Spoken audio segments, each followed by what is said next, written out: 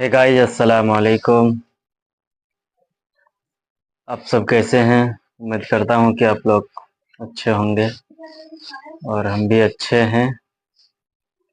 आज हम फिर एक न्यू वीडियो पर रिएक्शन करने वाले हैं जिसका टाइटल है 7 राज्यों में बीजेपी का सुपड़ा साफ, इंडिया की बम्पर जीत। अयोध्या के बाद बद्रीनाथ भी हारे। नमस्कार दोस्तों, लोकसभा चुनाव में हार के बाद बीजेपी का आज 13 सीटों पर हुए विधानसभा उपचुनाव में भी सुपड़ा साफ हो गया। उपचुनाव में एक तरफा इंडिया की आंधी चली। हाल ये हो गया कि उत्तराखंड में लाख हिंदू मुसलमान करने के बाद भी भारतीय जनता पार्टी बद्रीनाथ विधानसभा सीट भी हार गई। बद्रीनाथ भगवान भोले का स्थान है। मोदी ने संसद में लाख कहा कि राहुल गांधी ने हिंदुओं का अपमान कर दिया, लेकिन हिंदुओं ने मोदी को नकार कर राहुल गांधी का साथ दिया है। इस उपचुनाव ने इस बात पर मुहर लगा दी है दोस्तों कि मोदी की हिंदुत्व वाली राजनीति अब पूरी तरीके से खत्म हो चुकी है। राहुल गांधी के हाथ में भगवान भोले की इस तस्वीर को देखिए, ये बहुत कुछ कह रही है। 13 में 11 सीटें बीजेपी हार गई। 10 सीटों पर इंडिया की जीत हुई। एक सीट पर निर्दलीय प्रत्याशी जीता। पश्चिम बंगाल, पंजाब, तमिलनाडु, बिहार, मध्य प्रदेश में बीजेपी केवल कुल 2 सीटें ही जीत पाई। हमारे मल्लिकार्जुन खड़गे साहब और नेता प्रतिपक्ष राहुल गांधी जी लगातार हम सबको कहते आए हैं कि आराम नहीं करना है, अभी तो शुरुआत है। आने वाले जितने भी 4 असेंबली इलेक्शंस आ रहे हैं, राज्यों के विधानसभा के चुनाव आ रहे हैं, हम पूरे वर्कर्स, हमारे तमाम ऑफिस बेरर्स पूरी मजबूती से काम पर लग गए हैं। एक दिन का भी हम लोग आराम नहीं करेंगे। सितारों से आगे जहां और भी है, अभी इश्क के इम्तिहान और भी हैं, हम उसी विनम्रता से अपने काम पे लग गए हैं और आपको आश्वस्त करते हैं कि जिस विचारधारा को लेकर हमने पिछले कई सालों से संघर्ष किया है, उस विचारधारा को कमजोर नहीं होने देंगे और किसी को कमजोर करने भी नहीं देंगे। बीजेपी बहुत बुरी तरीके से विधानसभा का उपचुनाव हार चुकी है। राहुल गांधी ने कहा है कि 7 राज्यों में हुए उपचुनाव के नतीजों ने यह बिल्कुल स्पष्ट कर दिया है कि भाजपा द्वारा बुना गया भय और भ्रम का जाल टूट चुका है। किसान, नौजवान, मजदूर, व्यापारी और नौकरी पेशा समेत हर वर्ग तानाशाही का समूल नाश कर न्याय का राज स्थापित करना चाहता है। अपने जीवन की बेहतरी और संविधान की रक्षा के लिए जनता अब पूरी तरह से इंडिया के साथ खड़ी है। दोस्तों, भारतीय जनता पार्टी को चुनाव मशीन कहा जाता था। सिर्फ एक चुनाव हारते ही चुनाव मशीन भंगार हो चुकी है। हाल ये हो गया दोस्तों कि मोदी की अपनी गद्दी असुरक्षित है और उत्तर प्रदेश में योगी आदित्यनाथ को हटाने की कोशिश में बीजेपी कभी भी दोफाड़ हो सकती है। जी हाँ, उत्तर प्रदेश के बीजेपी विधायक हैं रमेश चंद्र मिश्रा। उन्होंने घोषणा कर दी है कि उत्तर प्रदेश में 2027 का चुनाव भारतीय जनता पार्टी नहीं जीतेगी। केंद्र को हस्तक्षेप करना पड़ेगा। अब कहने का मतलब ये है कि योगी आदित्यनाथ को मुख्यमंत्री पद से हटाया जाए। पीडीए की बात चल रही है और जिस तरीके से समाजवादी पार्टी ने व्यापक भ्रामक स्थिति आम जनमानस में पैदा कर रखी है, उस हिसाब से अगर मैं देखूं तो भारतीय जनता पार्टी की आज की डेट में हमारी स्थिति अच्छी नहीं है। स्थिति अच्छी हो सकती है, उसके लिए मैं समझता हूं केंद्रीय नेतृत्व को बड़े निर्णय लेने पड़ेंगे, तभी हम 27 में सरकार पुनः बना सकते हैं। नहीं तो आज की जो स्थिति है, उस स्थिति के हिसाब से हमारी सरकार बहुत ही स्थिति खराब है। हमारी सरकार बनने की स्थिति आज के डेट में नहीं दिखाई पड़ रही है। अब दूसरी तरफ आ जाते हैं। दूसरी तरफ उत्तर प्रदेश के ही पूर्व मंत्री हैं मोती सिंह। उन्होंने योगी राज को जंगल राज बता दिया है। कहा है कि 42 साल में उन्होंने ऐसा भ्रष्टाचार कभी देखा ही नहीं। मोती सिंह विधायक रमेश चंद्र मिश्रा से भी सीनियर हैं। एक तरह से योगी के खिलाफ बीजेपी के भीतर बड़ी बड़ी लॉबी खड़ी हो गई है दोस्तों, और गुजरात लॉबी का इशारा मिलते ही बड़ा खेल करने को तैयार है। मेरे 42 वर्ष के राजनीतिक जीवन में तहसील और थाने का ऐसा भ्रष्टाचार न सोच सकते थे, न देख सकते थे, वो अकल्पनीय है। उत्तर प्रदेश में बीजेपी के लोग ही योगी आदित्यनाथ के खिलाफ फिदायीन बनकर खड़े हो गए हैं। मंत्री, विधायक, डिप्टी सीएम तक सब योगी के खिलाफ खड़े हैं और ये सब योगी को यूपी से हटाने के मिशन पर लगे हैं। डिप्टी सीएम योगी की मीटिंग में नहीं आते। अनुप्रिया पटेल योगी आदित्यनाथ के खिलाफ चिट्ठी लिखती हैं। संजय निषाद हार के लिए बीजेपी को ही जिम्मेदार बताते हैं। पूर्व मंत्री कहते हैं ऐसा भ्रष्टाचार 42 साल में आज तक नहीं देखा। विधायक कहते हैं कि बीजेपी 2027 का चुनाव हार जाएगी, केंद्र को हस्तक्षेप करना पड़ेगा। तो कुल मिलाकर बीजेपी जितनी तेजी से आई थी, मात्र 10 साल में उतनी ही स्पीड से झोला उठाने की तैयारी अब शुरू हो चुकी है। देखिए, इसमें यदि मैं स्टेट 7 राज्य थे, 13 सीटें थी। बीजेपी की जो 3 सीटें थी, इसमें वो सब तमिलनाडु इसमें थी, वेस्ट बंगाल में थी। बंगाल के 4 सीटों पे उपचुनाव हो रहे थे, उसमें से 30 सीटें तो बीजेपी के कब्जे में थी। तो लग रहा था बीजेपी यदि अपनी 3 सीटें बचा ले और मध्य प्रदेश में 1 सीट उनको जो गेन हो सकती है वो कर ले। मुझे लगा उत्तराखंड में लोकसभा और हिमाचल में लोकसभा के बाद वहां का यदि सीट गेन कर ले, तो ये मुझे लग रहा था कि कम से कम बाकी राज्यों में छोड़िए, यहाँ तो कम से कम कुछ रिकवर हो जाएगा। लेकिन हमारे मतदाताओं ने एक बार फिर ये बता दिया कि लोकसभा और विधानसभा के चुनाव अलग अलग होते हैं।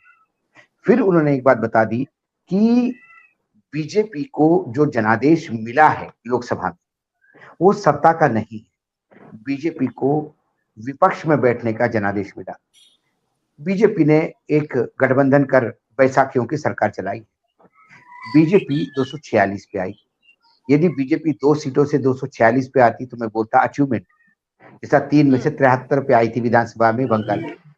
लेकिन आप पहली बार जब चुनाव लड़े तो 272 पार थे, उसके बाद चुनाव लड़े 300 पार थे, और 246 का दयनीय आंकड़ा जब आप 370 का बोल रहे थे, इसका मतलब लोगों ने आपको रिजेक्ट किया। लेकिन फिर मोदी है तो मुमकिन है।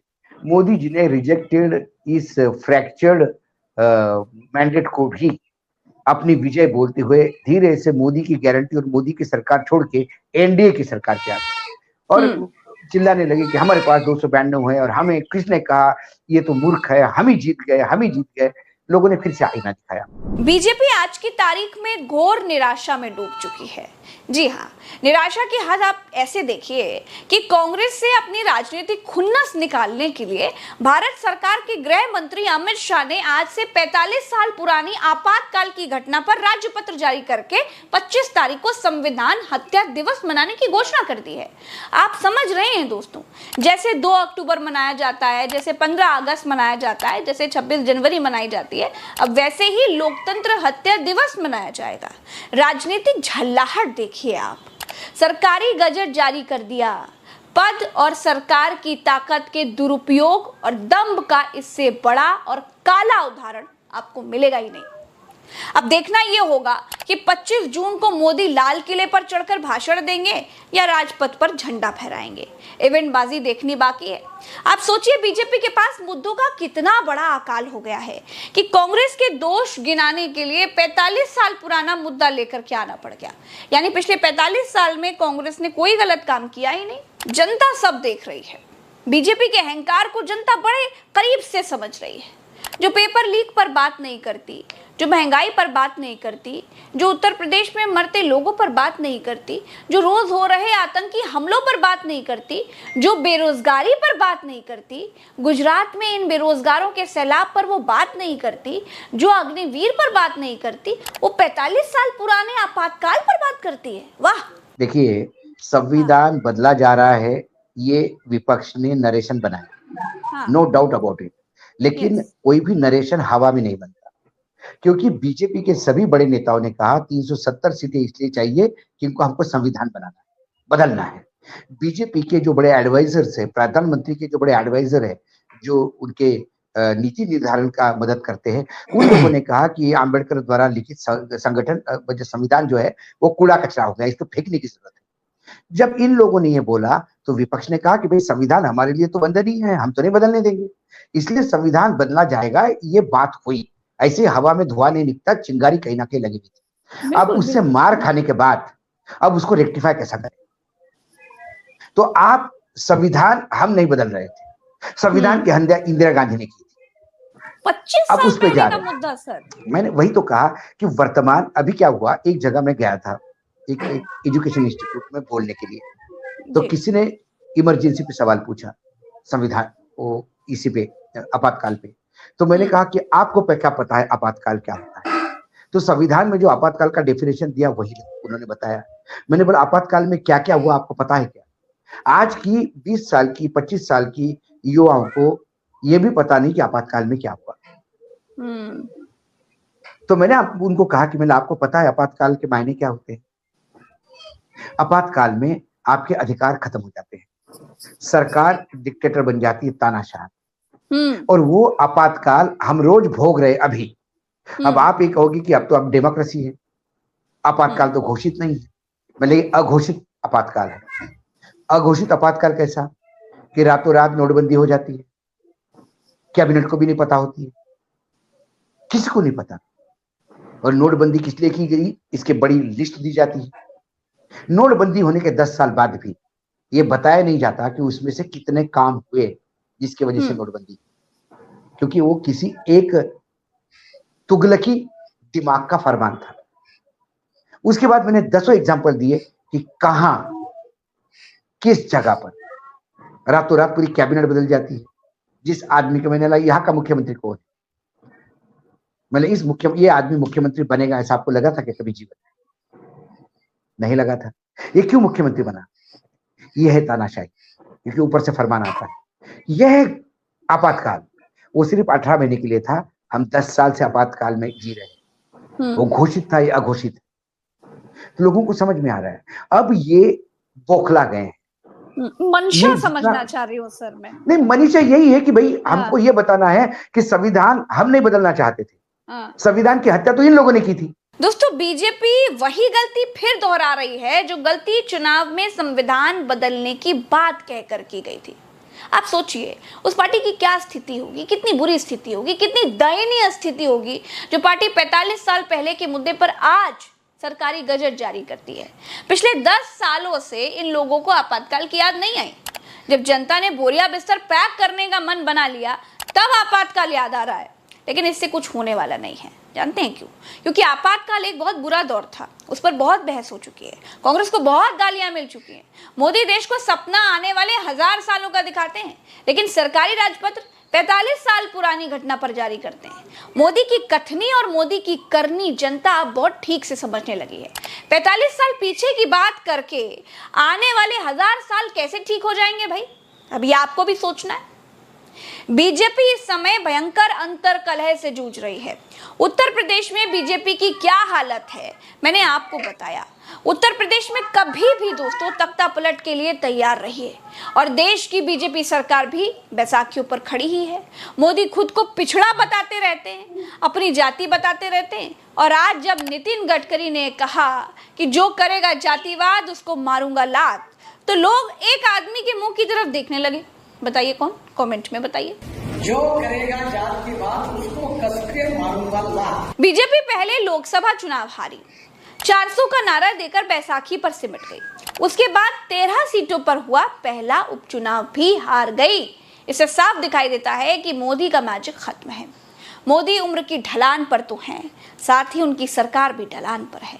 इतिहास गवाह है कि जब जब बीजेपी ने आरएसएस को आंख दिखाई है तब तब बीजेपी को लंबा वनवास झेलना पड़ा है। इस बार भी मोदी का झोला उठा तो बीजेपी को बूथों पर बस्ता लगाने वाले नहीं मिलेंगे।